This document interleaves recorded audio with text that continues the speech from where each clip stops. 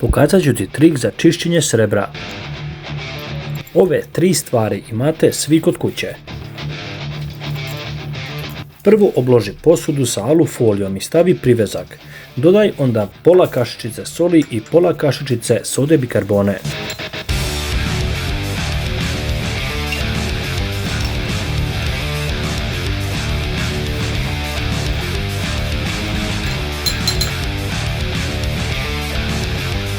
Nakon toga prelij vrelom vodom, ostavi tako prvo 5 minuta, a zatim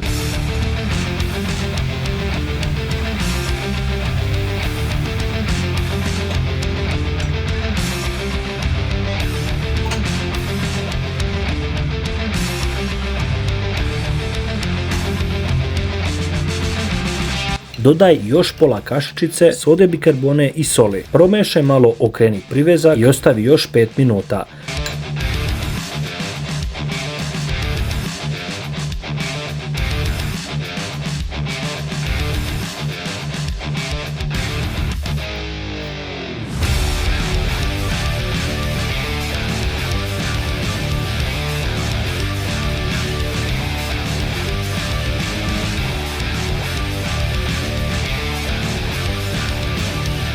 Nakon toga obriši mekom krpom, dobro istrljaj i to je to.